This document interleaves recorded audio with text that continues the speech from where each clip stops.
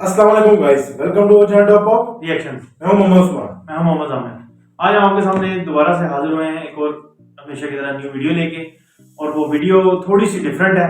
वो इस तरह डिफरेंट है कि वो ना तो बीटीएस से रिलेटेड है, ना कोई हमारे पुराने किसी कंटेंट से रिलेटेड। ये हमें सजेस्ट की थी हमारे एक प्यारे से सब्सक्राइबर ने।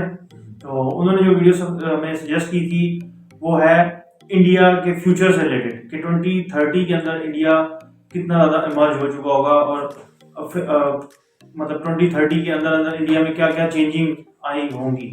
तो मेरे ख्याल में वीडियो की तरफ चलते हैं, पर वीडियो की तरफ जाने से पहले हमेशा की तरह हमारे चैनल को आप सब्सक्राइब कर दें, लाइक कर वीडियो दें। अच्छी लगे तो लाइक कमेंट भी आप लाजमी कीजिएगा। चलिए वीडियो देखते हैं।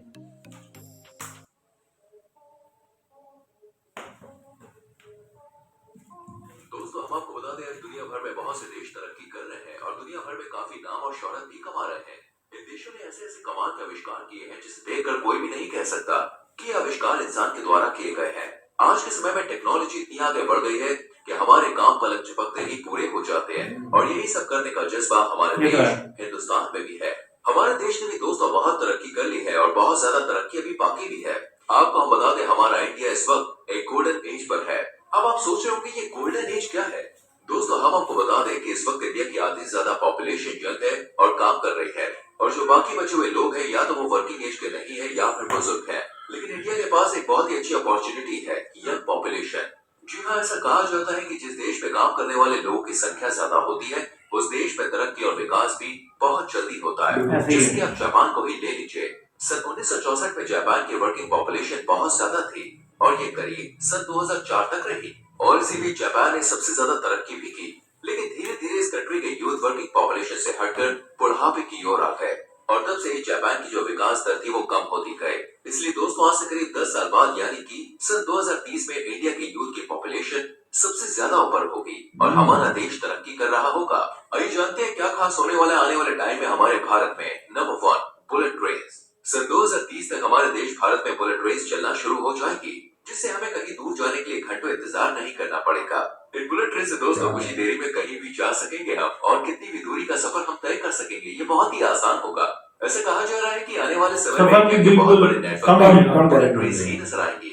इसकी शुरुआत मुंबई अहमदाबाद रूट से होगी और सभी बड़े बड़े राज्यों से होकर गुजरेगी। इस बुलेट ट्रेन की स्पीड करीब दोस्तों 250 से 400 किलोमीटर प्रति घंटा होगी। जब मोदी जी प्रधानमंत्री नहीं बने थे तब से मोदी जी ने एक सपना देखा था कि हमारे देश में बुलेट ट्रेन चलेंगी, जिससे हमें किसी बाहर की ट्रेन में सफर नहीं करना पड़ेगा।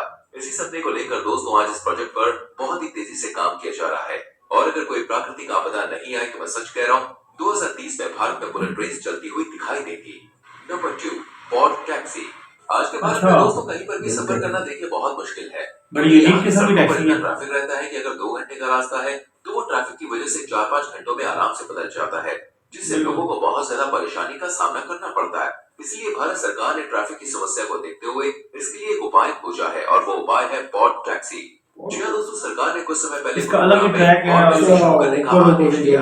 इस पॉड टैक्सी को बिना ड्राइवर को चलाया जाएगा और टैक्सी जमीन पर चलने के बजाय हवा में चलती हुई नजर आएगी, जिससे ना तो ट्रैफिक होगा और ना ही लोगों को कहीं जाने में किसी भी प्रकार की कोई परेशानी का सामना करना पड़ेगा। इस पॉड टैक्सी में पैसों की भी बचत होगी, क्योंकि इसमें ड्राइवर को भी पैसे नहीं देने पड़ेंगे, और ये प्रोजेक्ट लगता है 2030 तक भारत में आ जाएगा। Number 3, Chenab bridge. भारत के जम्मू कश्मीर राज्य में दोस्तों दुनिया का सबसे बड़ा ब्रिज बनाने की तैयारी चल रही है। ये ब्रिज एफिल टावर से भी बड़ा है। ये ब्रिज दोस्तों चेनाब नदी पर बनाया जा रहा है। इस ब्रिज के बारे में बहुत ही इंटरेस्टिंग बात बताने वाला हूँ, लेकिन पहले वीडियो को लाइक कीजिए। कर दिया, थैंक यू। देखिए दोस्तों, इसकी लंबाई करीब 315 मीटर होगी और ऊंचाई की बात करें तो वो होगी करीब 359 मीटर। इस ब्रिज को दोस्तों इतना पावरफुल बनाया जा रहा है कि किसी भी प्राकृतिक आपदा को भी झेल सकता है। साथ ही इस ब्रिज को आतंकवादियों और हमलों से बचाने की भी पूरी सेफ्टी की गई है। इस पर ट्रेन की पटरियां बिछाई जाएंगी। अगर इस पर ट्रेन 100 किलोमीटर प्रति घंटे की स्पीड से आएगी तो भी इस ब्रिज पर कोई फर्क नहीं पड़ेगा, क्योंकि दोस्तों सरकार ने इस ब्रिज को काफी मजबूत बनवाया है। हम आपको बता दें दोस्तों, इस ब्रिज को बनाने में करीब करीब 190 मिलियन डॉलर का खर्चा आएगा, यानी कि भारतीय रुपयों में बात करें तो यह होगा करीब 1486 करोड़। वैसे तो इस प्रोजेक्ट को बनाने में 10 साल लग चुके हैं, लेकिन ये ब्रिज इतना बड़ा है कि अभी भी इसमें और टाइम लग जाएगा, लेकिन 2030 तक हमें ये ब्रिज देखने को मिल जाएगा।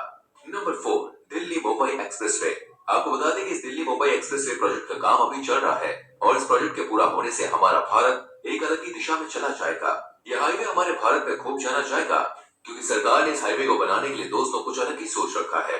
सरकार का कहना है कि हाईवे के चारों ओर करीब 40 लाख पेड़ लगाए जाएंगे, जिससे इस हाईवे की खूबसूरती और बढ़ जाएगी। और सिर्फ इतना ही नहीं, इस हाईवे के बनने से 32 करोड़ लीटर फ्यूल की भी बचत होगी। इसको बनाने में करीब 1 लाख करोड़ रुपए का खर्चा आएगा। यह हाईवे कंट्रोल है, जिससे इस हाईवे के बीच में से किसी का भी आना जाना मना होगा।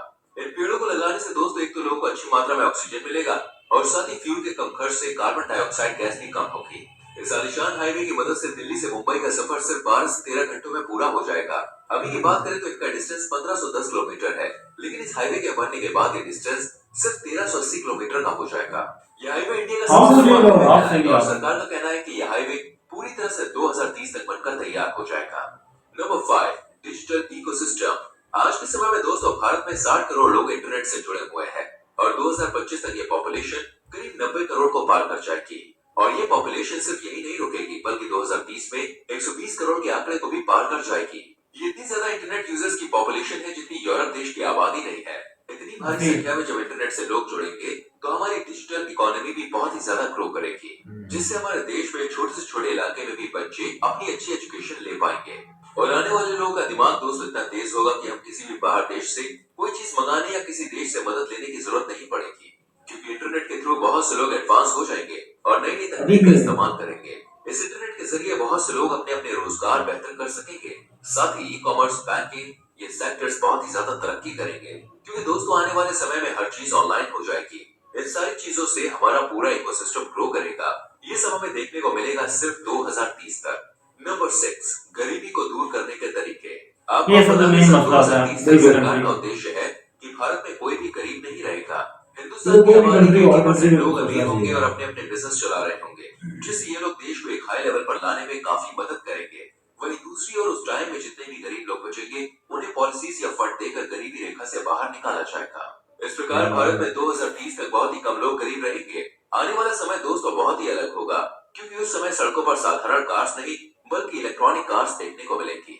आपको हम बता दें कि भारत में कैश देखने को काफी कम मिलेगा, क्योंकि ज्यादातर लोग ऑनलाइन शॉपिंग करेंगे। उस समय जितने भी लोग अमीर होंगे वो टेक्नोलॉजी की फील्ड में काम करते हुए देखे जाएंगे, क्योंकि आने वाले समय में टेक्नोलॉजी ही सबसे जरूरी होगी और जो कोई भी इस फील्ड को नहीं जानता होगा उसके लिए थोड़ी परेशानी खड़ी हो सकती है।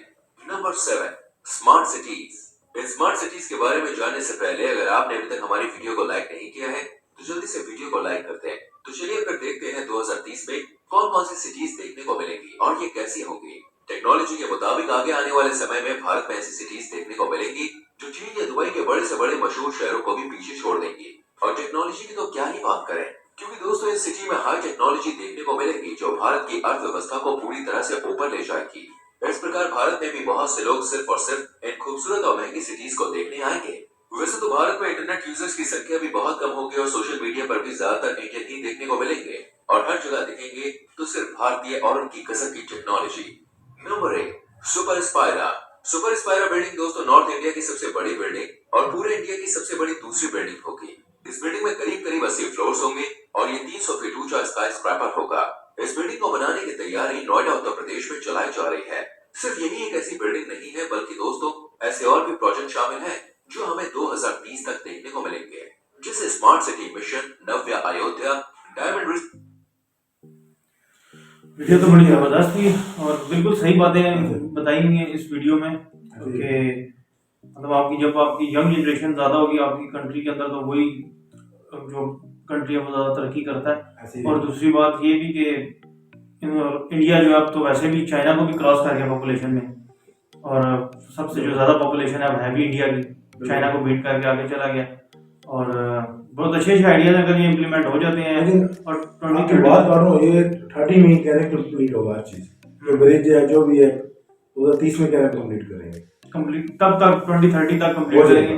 कुछ बता रहे हैं ना कि किसी के ऊपर काम जारी है, कुछ जो है अभी करने हैं, तो अगर ये हो जाए तो बहुत ही जबरदस्त है।